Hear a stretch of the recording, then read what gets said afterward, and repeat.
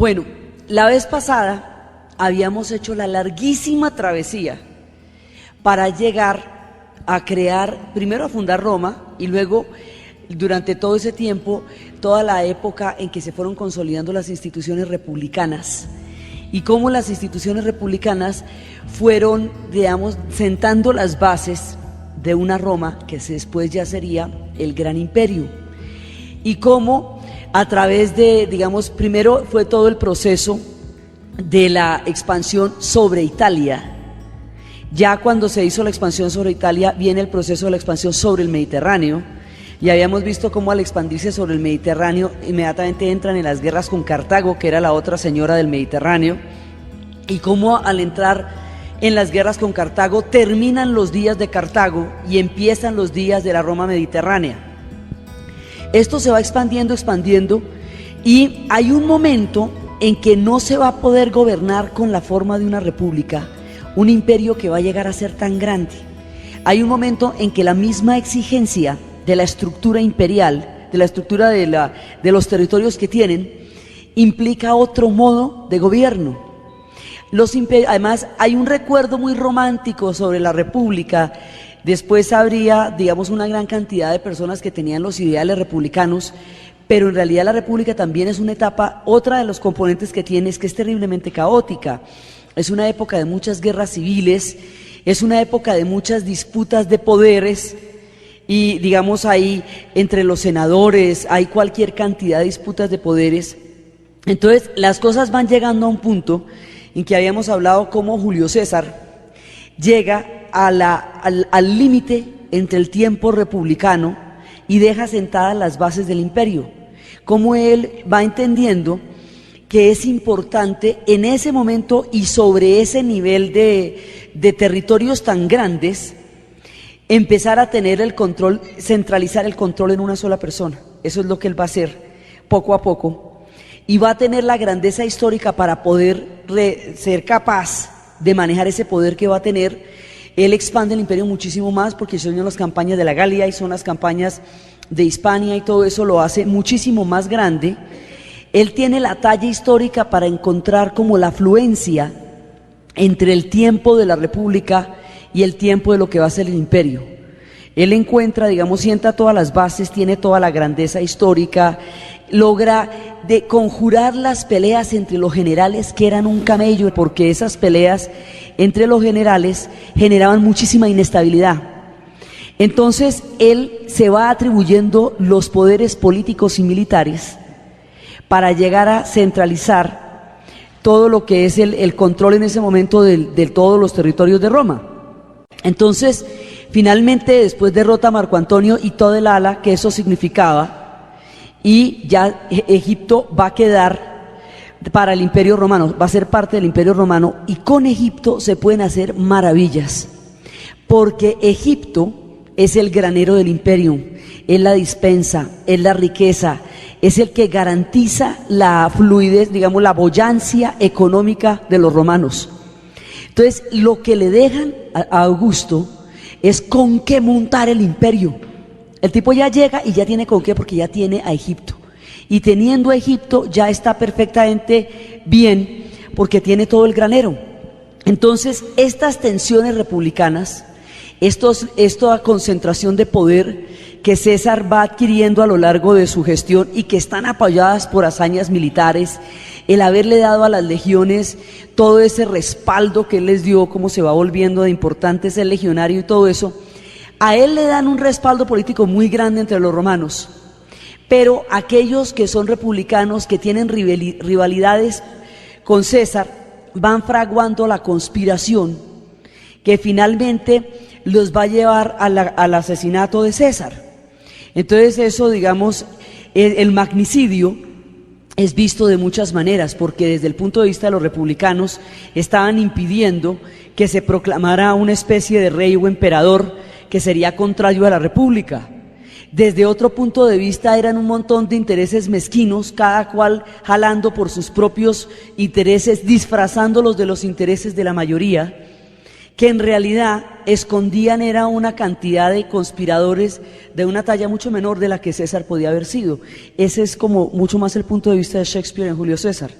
En la obra lo que él muestra que todos de una u otra manera alegaban un bien común, alegaban un en nombre de Roma y en nombre de la República, y lo que pasa es que terminaron matando a un gran hombre, pero a su vez ninguno de ellos tenía nada que decir a cambio, ni era capaz de ninguna manera, ninguno de ellos era capaz de sostener un proyecto que justificara el magnicidio de Julio César. Julio César deja sentadas las bases, con todo su carisma histórico, con todo el personaje que él fue y sobre todo y fundamentalmente con la grandeza, porque este personaje sí tenía con qué responderle a la coyuntura del imperio. Y ahí Roma va a tener un periodo muy afortunado, porque vienen una serie de personajes que van a ser capaces de consolidarla. Entonces, como la deja Julio César, la deja lista para montar el imperio, pero hay que conjurar la mano de conspiraciones y de traiciones y de engaños políticos que se mueven, o si no eso se hunde. Y el que va a lograr hacer eso es el sobrino nieto de Julio César, que es Octavio. Entonces Octavio sube y Octavio sí va a instaurar el imperio. Y se va a llamar Imperator porque Imperator es el jefe de las legiones. Él no se va a llamar rey. Hay un desprecio a los reyes desde el último rey. ¿Se acuerda ese que traicionó y que quemó las sibilas y que hizo de las suyas y dijeron con reyes no queremos más? Entonces ahora no va a haber reyes. Eso no tiene prestigio ni tiene aceptación dentro de los romanos. Él va a ser Imperator, que es el jefe de las legiones, que es el jefe de los ejércitos, y entonces eso va a derivar a emperador, y de ahí los designios, los reinos que él va a tener, pues son el imperio. Entonces él va a ser imperator, va a ser emperador, va a ser príncipe, que era el mejor de los caballeros. Los caballeros venían, además la palabra caballero venía de los equites, que eran una especie de la clase media romana, que en épocas de campaña eran la caballería de los ejércitos. Entonces eso, digamos, era un rango de importancia, porque el pueblo viajaba a pie, combatía a pie, y los equites lo hacían a caballo. Entonces de ahí viene ecuestre, de ahí viene caballo y de ahí viene caballero, aunque caballero signifique una cosa completamente distinta en el medioevo. Entonces lo que va a hacer Octavio es sumar una serie de títulos, de prebendas, de situaciones que lo van a llevar a la grandeza, pero él va a lograr un nivel de consenso y firmeza. Él entiende el momento histórico de Roma. Gobernantes que entiendan eso son poquísimos. Cada vez que la historia prodiga uno de esos, los pueblos se hacen grandes. Entonces él entiende el momento histórico de Roma, y él empieza, digamos, a crear unas condiciones que son sumamente favorables. Centraliza el poder, él es el emperador, él es el imperio, él es el emperador, y se llama también Augusto, significa aquel que está comprometido a incrementar la riqueza de su pueblo, aquel que se compromete con hacer de su pueblo un lugar más próspero, más rico, y más, digamos, más maravilloso, más opulento. Eso es Augusto. Entonces él es Octavio Augusto. Y en realidad, digamos, cuando uno ve muchas cosas del gobierno romano, se da cuenta que son cosas de sentido común. Que un gobernante se otorgue el título de comprometerse a beneficiar a su pueblo, es como lo que tenía que hacer todo el mundo, ¿no es cierto? Pero pues para que se vuelva una cosa tan excepcional debe ser que la idea no es tan común. Este tipo la tenía clara, iba a gobernar para los romanos y lo iba a hacer lo mejor posible. Entonces ese Augustus es la palabra que compromete a ser más próspera, más sólida y más provechosa a la sociedad romana. Por otro lado, él lo que hace es que va trayendo gente de todas las provincias, no solo de Roma. Va trayendo gente de todas las provincias para que estén en el Senado, para que de esa manera el Senado se componga de una mayor cantidad de representación de intereses, que no sean solamente romanos, sino que haya gente de toda Italia y luego gente de las demás provincias. Entonces eso por un lado le permite mucha más representatividad al Senado, porque hace que las provincias tengan voces en el Senado. Entonces eso lo fortalece a él frente a las provincias. Eso es una parte importante. Por otro lado, como la mayoría de las conjuras era entre los puros romanos, neutraliza el efecto de las conspiraciones que los romanos puedan estar haciendo en el Senado, introduciendo una cantidad de elementos nuevos, y a la vez mantiene una cuota importante de italianos para que los italianos no vayan a perder las prebendas como italianos que son. Logra un nivel de prosperidad sobre Egipto. Egipto no es propiedad del Imperio Romano, sino del emperador. Egipto es de Octavio, de él, suyo nomás para que se lo ponga. ¿Qué significa eso? El billete lo da él. Entonces, porque el billete es Egipto, ese es el granero. Entonces, él es el que mantiene la prosperidad viene de él, y logra una cantidad de maniobras políticas que por otro lado le permiten una amplia popularidad dentro de las diferentes provincias, porque las provincias se sienten representadas, integradas al imperio a través de la capacidad de tener voz en el Senado. Siente y de esa manera incluye a las provincias, conjura las conspiraciones de los romanos, mantiene los privilegios de los italianos y controla todo el poder económico. Entonces es un hombre inmensamente rico y controla el poder económico del imperio. Entonces la corrupción, el soborno, que eran tan generalizados en la época de la República, en tiempos de Augusto van a ser absolutamente perseguidos. Y lo van a hacer porque si el tesoro es de él, cualquier tipo de soborno, de desvío de fondos, de componenda, de lo que quiera, se lo están robando directamente a Augusto. Y Augusto no lo va a permitir. Entonces eso que había antes, que era que todo el mundo se hacía el de la vista gorda, porque todo el mundo había hecho soborno o recibido soborno también a su vez, ya no se va a poder hacer porque ya no lo van a aguantar. Entonces, dentro del río revuelto, que era la República, había quienes tenían su propia cuota personal de sobornos, de peculados o de poder, y a través de la corrupción.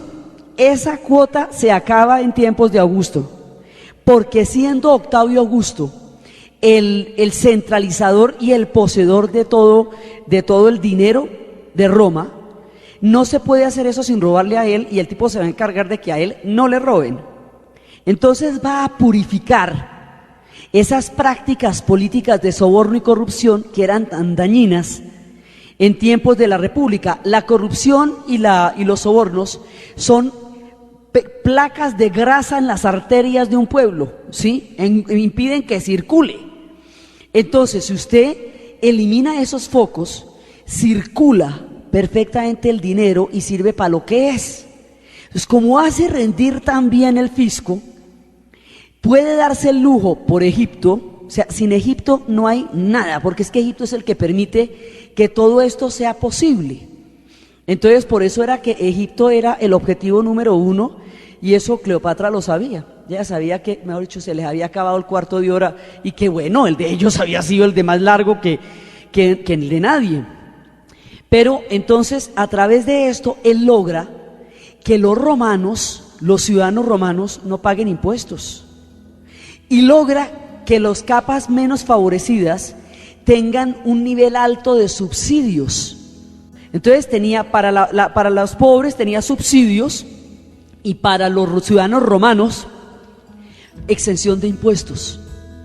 Entonces logra unos niveles de bienestar tan supremamente buenos que a la gran mayoría le va a convenir ser parte del Imperio Romano, porque en la medida en que usted sea parte del Imperio Romano, usted va teniendo acceso a una cantidad de bienestar y de condiciones que no existen en sus propias provincias, que difícilmente se encontraban en otros reinos de esa época.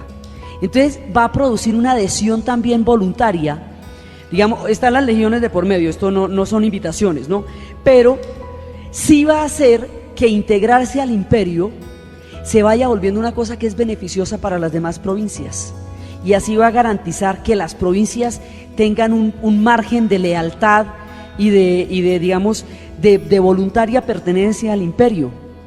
Entonces el tipo va logrando un nivel de cohesión al interior del imperio y con las provincias, porque logra unos equilibrios políticos, económicos e institucionales sumamente eficaces para mantener este tipo de equilibrio. Entonces deja montado un imperio tremendo, pues deja montado un imperio que realmente son las bases de Europa. El concepto de Europa existe porque existe un imperio romano. Eso fue lo que cohesionó todo. Entonces el tipo sigue avanzando con sus legiones. Va a haber un revés en el cual siempre la historia se pregunta qué hubiera pasado si. Va a haber un enfrentamiento. Varo Quinquilio lleva 3 legiones para enfrentarse con los germanos. Y los germanos lo van a llevar al territorio del bosque. Y en el bosque van a derrotar, porque ellos saben que a pelea abierta no pueden contra las legiones romanas por todas las técnicas que habíamos visto que ellos conocían, que las de las tortugas, las de la rueda, las de las falanges, ellos tenían una manera de pelear totalmente innovadora. Entonces resulta que lo que hacen los germanos es llevarlos a lo profundo del bosque, donde no hay terreno llano que enfrente las legiones, y allá las van a emboscar poco a poco hasta que las acaban. Eso mella considerablemente el cuerpo legionario, que pasa de 28 a 25 legiones, y les coge un miedo con los bosques. Pues ese era el cuento de Octavio, enloquecido de la rabia, gritando: Varo Quinquilio, devuélveme mis legiones. Pero no había nada que hacer. Le cogen en ese momento miedo a los bosques, y pasa lo que la historia siempre se pregunta. Por esa batalla, sí, además es de Teutonio Burg, sí, esa batalla, no van a ser romanizados los germanos. Los germanos se van a mantener siempre en las goteras del imperio, pero no van a entrar a formar parte del mundo romano. Cuando los germanos entren en el mundo romano, ya será cuando el mundo romano está muriendo. Pero durante toda la época de esplendor, ellos no son parte del mundo romano. Entonces ellos generan otra tendencia histórica diferente. Y siempre se pregunta qué hubiera pasado si los germanos se hubieran romanizado. Otra totalmente distinta sería la historia de Alemania. Entonces, digamos, el desarrollo de esos pueblos tendría otros cursos completamente diferentes. Y esa batalla va a hacer que le tengan mucho miedo a los bosques. Por la presencia de bosques en Escocia, a los escoceses los llamaron caledonios, porque Caledonia es como se le dice a los bosques en romano. Entonces de ahí es que los escoceses se llaman los caledonios, y por eso las tierras que conquistaron al otro lado del Pacífico se llamarían Nueva Caledonia. Entonces vienen de ahí, designados por los romanos. Los romanos son grandes ingenieros, entonces van formando acueductos y caminos que todavía sirven, y hasta hace muy poco en Roma el acueducto era ese. Tienen unos sistemas de una eficiencia muy grande, y hay un momento en que efectivamente todos los caminos conducen a Roma, porque todos los caminos fueron hechos para llegar a Roma. Entonces pues efectivamente van llegando allá, conducen allá. Entonces esta labor de ingeniería que van a hacer los romanos, uno la ve, se va viniendo a ver desde Inglaterra, desde Escocia, desde Bélgica, desde Francia, desde España, hasta que usted finalmente llega a Roma, como si la estuvieran llamando un montón de huellas hasta el centro. Entonces usted por eso ve debajo de la catedral de Bruselas las ruinas romanas, y debajo de las grandes catedrales de Europa las ruinas romanas. Ellos crearon, era una mezcla del poder de las legiones, era una mezcla de la solidez de las instituciones, y era una mezcla de la ingeniería. Estos eran grandes ingenieros. Entonces la presencia de los romanos en su tierra significaba una cantidad de infraestructura, significaba caminos, acueductos, puentes. O sea, el llegar, digamos, esa sensación civilizadora es porque formar parte del Imperio Romano a usted le da una cantidad de infraestructura y de obras que usted muy probablemente no podría afrontar como provincia, porque no tendría los recursos para hacerlo y los romanos sí lo tenían. Es como si hoy día el pertenecer, por ejemplo, digamos, como cuando Turquía se mete en la OTAN, que para que Turquía se metiera en la OTAN le pavimentaron la mitad de una cantidad de carreteras, le tuvieron que subir una cantidad de inversión en infraestructura para otras cosas, para garantizar que por ahí pudieran rodar los misiles, para un poco de porquerías de esas, pero el caso fue que Turquía resultó llena de carreteras y un montón de cositas que ella no podía haber hecho si no se metía a la OTAN. Entonces, los fines eran miserables en el caso de Turquía, pero lo que quiero decir es que solo Roma es capaz de garantizar las condiciones históricas de infraestructura que pueden tener las provincias por el hecho de pertenecer a Roma. Entonces, no es solamente, digamos, lo que ellos dan es mucho más allá que las legiones. Por las puras legiones no se hubieran podido mantener tanto tiempo. Lo que ellos dan, ahora, las legiones ayudan, eso no era para mamar gallo, de verdad estaban ahí, ¿sí? Pero lo que ellos dan es infraestructura, son caminos, son puentes, son instituciones, son una cantidad de beneficios económicos y de mucha índole que hace que la gente se sienta, digamos, que pertenece a un mundo que ellos después conocerán como civilizado. O sea, Roma empieza a crear eso para sí misma y para las provincias.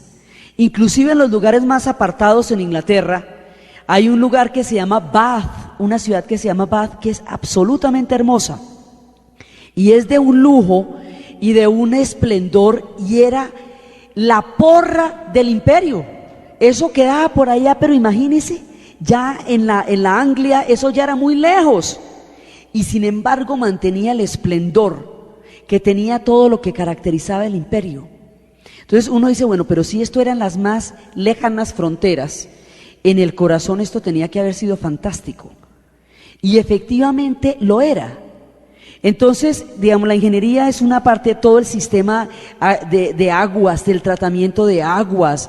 En Bath, por ejemplo, hay baños termales, entonces todo el encanto de eso son una cantidad de niveles escalonados de baños termales que permitían, además se hicieron allá y en Londinium, porque eran Londres, porque eran los climas más benignos.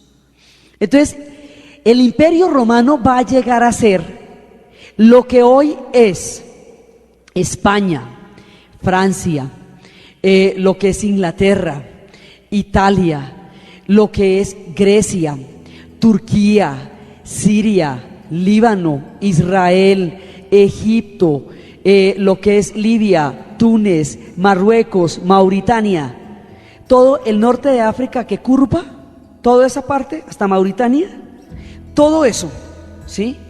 Y entonces, y por arriba Marruecos, y todo el norte de ahí lo que es el Magreb, y por ahí usted pasa también a Hispania, entonces todo el Mediterráneo, va a ser hasta los Balcanes también. Lo que pasa es que los Balcanes van a tener un rumbo diferente en la historia, porque tiempo después vendrán las migraciones eslavas, y van a dar otra característica distinta al mundo balcánico. Pero en los Balcanes también estaban en Tracia, en Iliria y en Dalmacia. Entonces también en esa parte, eso es importantísimo cuando uno está en los asuntos de los Balcanes, el saber dónde están los asentamientos romanos, porque esas eran las reclamaciones de Mussolini durante la época del fascismo, los antiguos territorios romanos presentes en Yugoslavia, en Dalmacia y todo eso. Rumania también va a ser una parte muy cercana y entrañable al Imperio Rumania. Entonces, y es el que más parecida conserva la lengua al latín. Entonces, ellos van a dar una unidad lingüística también, porque el latín es el inglés de la época. Entonces, si hubieran podido, lo habían vendido en cursos en todas las formas posibles, porque es que tocaba hablar latín. Y al ser el inglés de la época, al ser el cohesionante de la época, es una lengua madre, una lengua que va a dar origen a muchas otras lenguas, de una manera mucho más directa a las romances, es decir, al español, al portugués, al italiano, al rumano, catalán también, francés. Y de otra manera a las lenguas sajonas, a las lenguas nórdicas, pero mezcladas con raíces sajonas, con raíces gaélicas, con raíces normandas, van a dar otras lenguas, pero es una lengua madre de todo el mundo en ese momento. Entonces, lo que ellos están creando es una cosa impresionante, tanto que dicen que Augusto recibió a Roma de ladrillo y la entregó de mármol. La vistió de gala, la volvió tremenda. Y el tipo gobierna 45 años, tiempo suficiente para dejar una vaina bien hecha, ¿sí? Entonces, ese, digamos, es el que le da la grandeza, y con ellos empiezan los claudianos.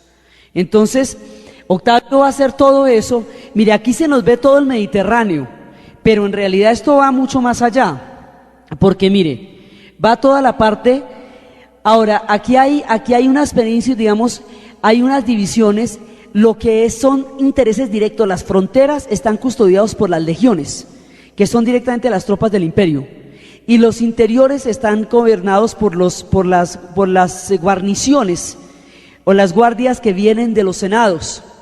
Entonces hay unas, digamos, que tienen presencia militar más fuerte que otras, y entonces mire, está toda la parte de la Galia, está toda la parte de la Hispania. Aquí va a haber otra rama totalmente distinta, viene la Galia, viene toda la Italia, hasta acá, al haber vencido a Cartago, y ya cuando caiga todo esto es en las épocas de las guerras con Cartago. Después ya todo esto lo van a tomar. Entonces aquí es donde yo les digo que queda Egipto, que queda Túnez, que queda Libia, que queda Marruecos, que queda Mauritania. Sí, Mauritania, aquí Marruecos. Toda esta parte de Europa luego va a subir, va a coger el centro de Europa. Aquí queda Iliria, y esto ya son Balcanes. Y por aquí, por este lado, nos vamos para lo que va a ser Turquía, y bajamos por Turquía y coge todo el Medio Oriente. Entonces coge el Líbano y coge Israel, que era Judea, y coge en ese momento también lo que sería Siria, también lo va a coger. Y hay una parte que llega a encontrarse casi con los partos, o sea, con los partos son los persas. Acuérdense que ellos cambian de nombre en cada conferencia, ¿no? Eso se llaman medas, partos, parsúas, aqueménidas, sasánidas, persas o iraníes, y son los mismos. Entonces en cada conferencia se llaman distinto, pero ellos son los mismos, ¿sí? Y ellos lo saben. Entonces son muy difíciles de rastrear en los libros porque se llaman distinto en cada capítulo, pero son los mismos. La vez pasada los teníamos de medas, ¿sí? Ya ahorita terminado todo este proceso son partos.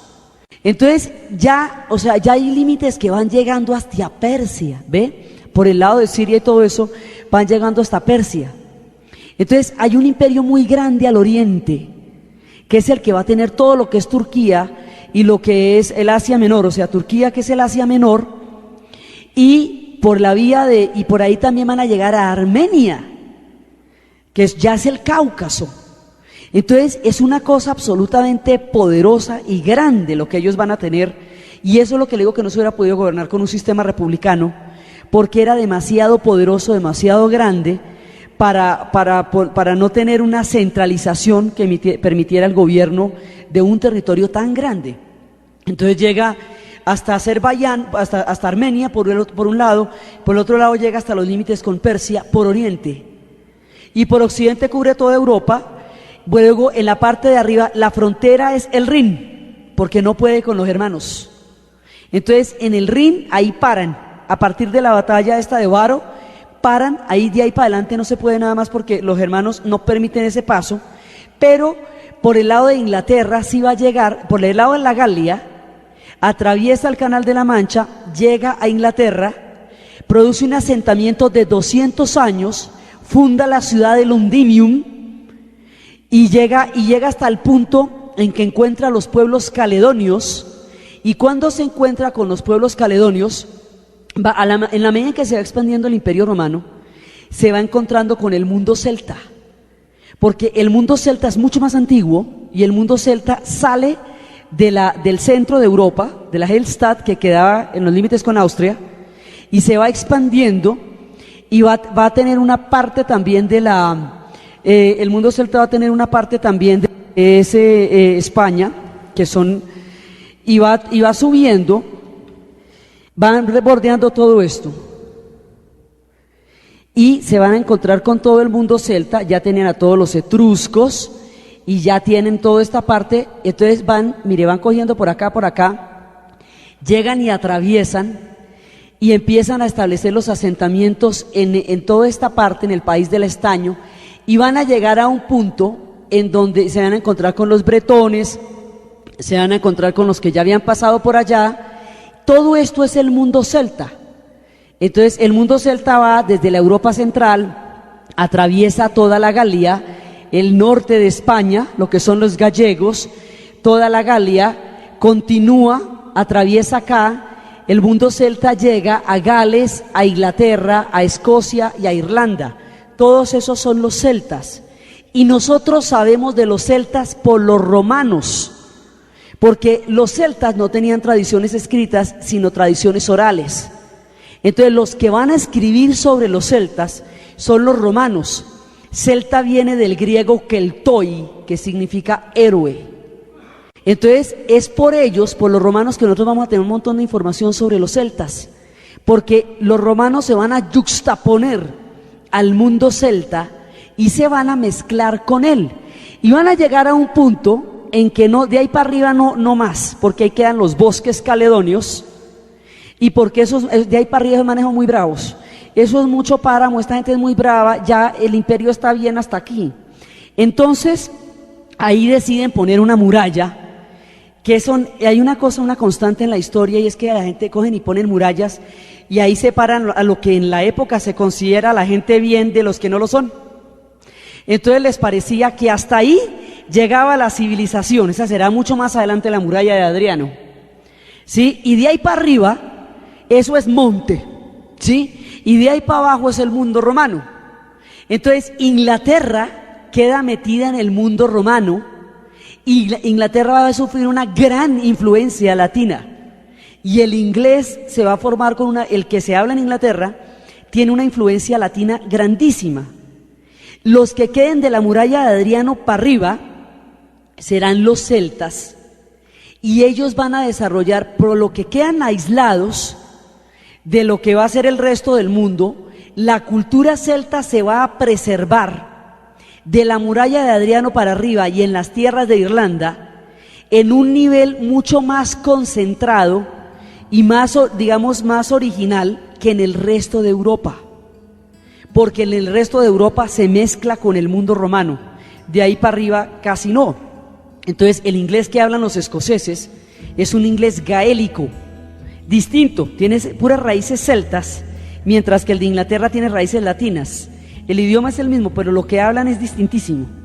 Entonces, de ahí para adelante viene el mundo celta, y el mundo celta tiene su propio desarrollo, y va a tener su propio cristianismo, y tiene su propia historia, y va a quedar relativamente aislado del resto del mundo romano. Entonces, el mundo era romano en ese momento. Entonces, los pueblos que son, o sea, esta mezcla de los celtas, los romanos y los germanos, y más adelante los pueblos escandinavos, usted la agita y la echa, y eso es Europa, básicamente, ¿sí? Entonces, pero los romanos articulan todo eso. Los romanos le van a dar una unidad histórica a lo que luego van a ser los pueblos europeos. Y como tienen toda esa influencia de Oriente, entonces tienen una cantidad de conocimiento del mundo antiguo, tienen el pensamiento griego y su propia sabiduría institucional, su propio sentido común para las instituciones. Son grandes políticos, grandes estadistas, grandes ingenieros, y son tan institucionalistas que crearon un derecho, el derecho romano. Entonces, cuando muere Octavio, eso ya queda, por eso dicen, la recibió de ladrillo y la entregó de mármol, ya eso queda muy divino. Entonces ahí ya son las épocas poderosas del imperio, y ahí hay muchos historiadores. Hay una línea que cuenta eso de la manera más fascinante, que son las novelas de Robert Graves, que son las historias de Yo Claudio. Entonces esas son las novelas de Robert Graves que fueron llevadas magistralmente a una serie de televisión por la BBC, que eso todavía uno vuelve y se las ve con todas las veces que las han pasado, y vuelve uno y la saca y vuelve y se ve las 24 capítulos otra vez como si se los contaran por primera vez, porque es una maestría de la narrativa de televisión y de la novela.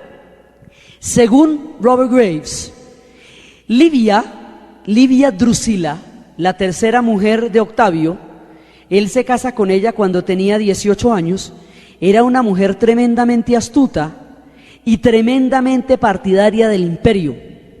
Entonces, Livia, desde la versión de Robert Graves, Livia es como una especie de hilo conductor para garantizar que la sucesión de los emperadores no tenga la tendencia a volverse republicana, porque siempre para ella la república es el sinónimo de las guerras civiles. Entonces, el que lo debería suceder sería Germánico, pero ella va por su hijo Tiberio. Ella tiene un hijo que es Tiberio y hace toda clase de maldades. Entonces, de acuerdo con la novela de Robert Graves, ella termina eventualmente envenenando a Augusto, queriéndolo mucho, nada personal, lo adoraba y le parecía divino, pero detrás venía Tiberio. Entonces, es espectacular la manera como lo cuenta Robert Graves, porque Octavio Augusto al final estaba muy paranoico con la idea de que lo fueran a matar, y entonces el tipo no comía sino los higos que él mismo bajaba del árbol. Entonces aquí cuentan que ella se puso en la tarea de envenenar higo por higo hasta que el tipo se comiera cualquiera de los higos y se envenenara igual.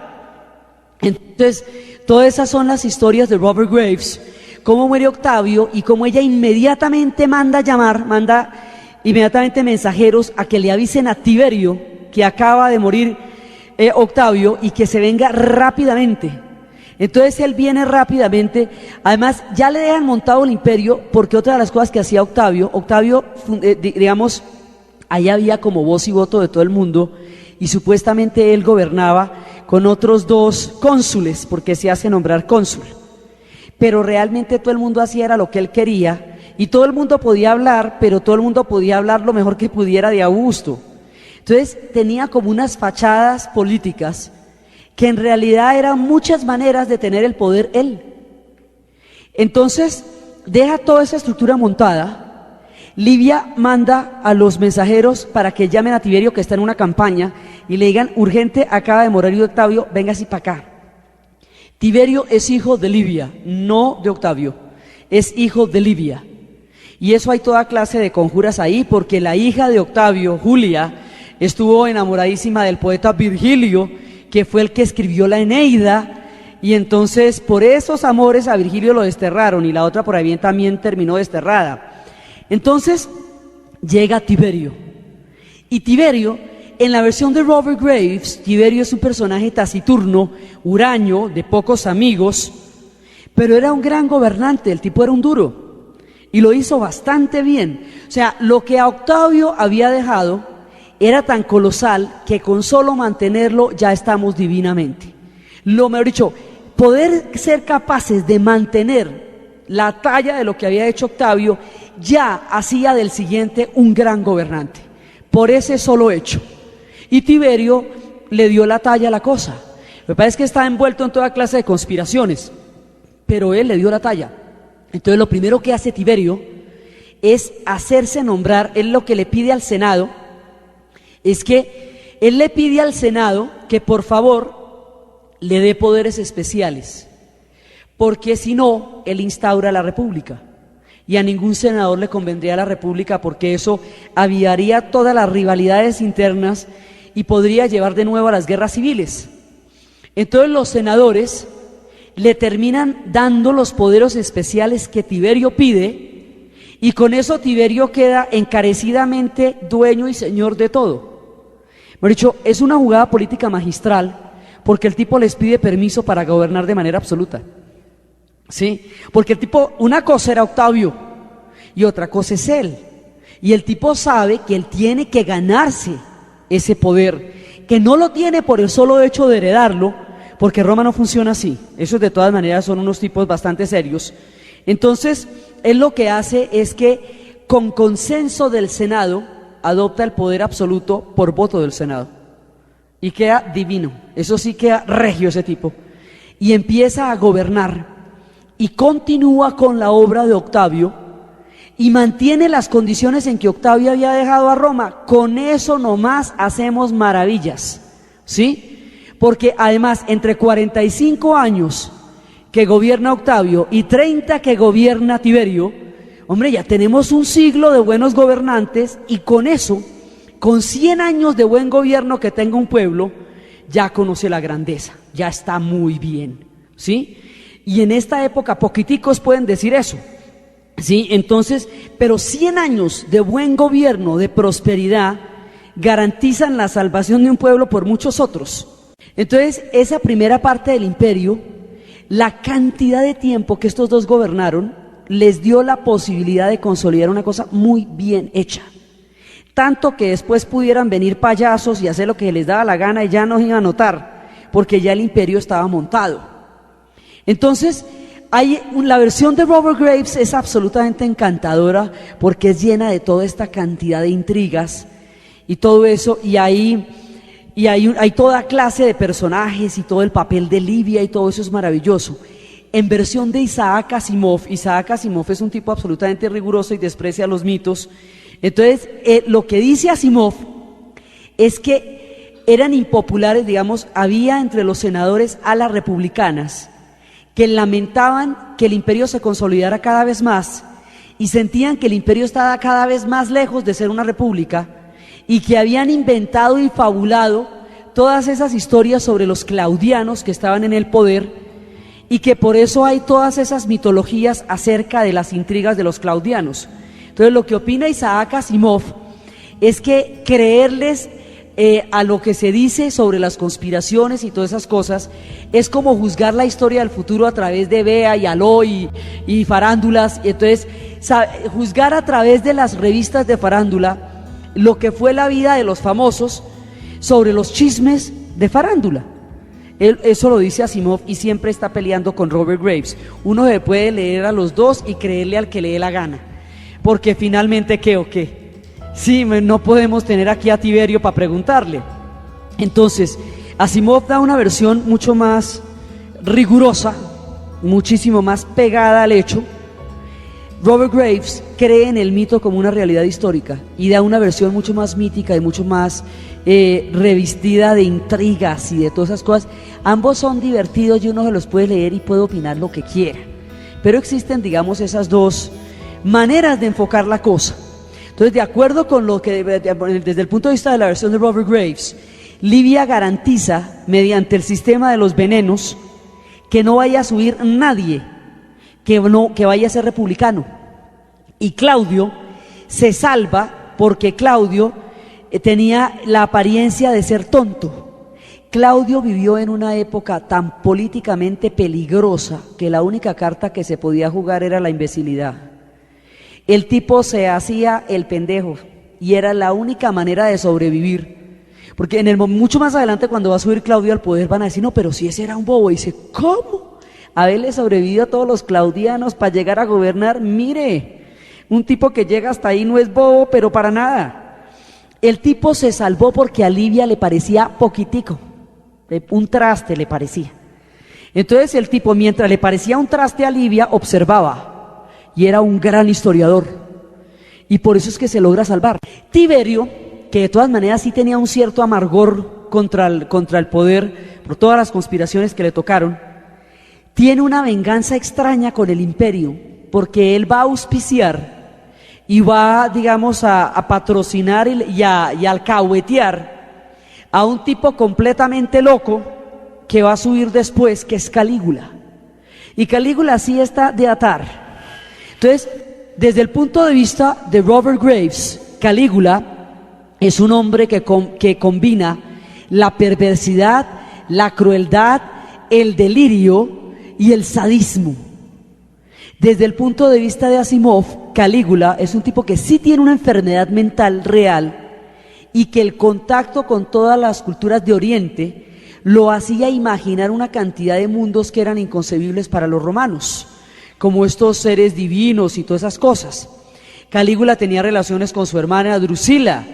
Calígula era incestuoso, bueno, y entonces hizo un montón de barrabasadas como convocar a todas las mujeres de los senadores y obligarlas a la prostitución durante una noche, como nombrar cónsul a su caballo, con lo serio que es el consulado. Nombró cónsul a su caballo incitato y le puso la toga de cónsul y lo llevó al consulado, al veces tampoco no. Entonces, un montón de cosas que eran altamente irrespetuosas para un pueblo que se valora mucho políticamente y que no tolera payasos.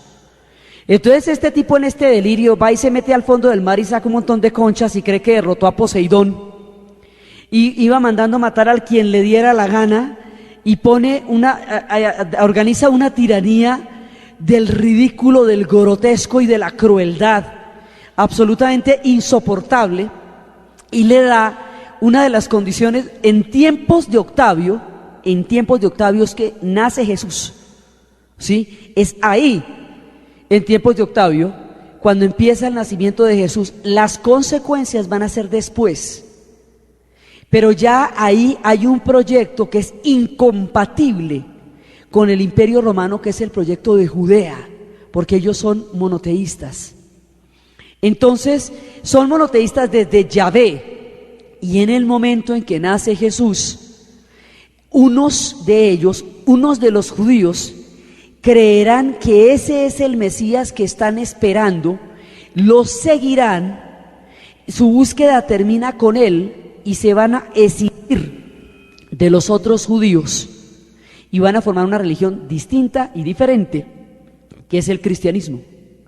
Los otros judíos están esperando un Mesías macabeo, es decir, un Mesías guerrero, un Mesías, porque como tenían tantos problemas con Roma, lo que querían era como un Arnold Schwarzenegger, ¿sí? Una cosa así muy tremenda, y llegó un tipo hablándoles de paz y amor, quedaron en un despiste.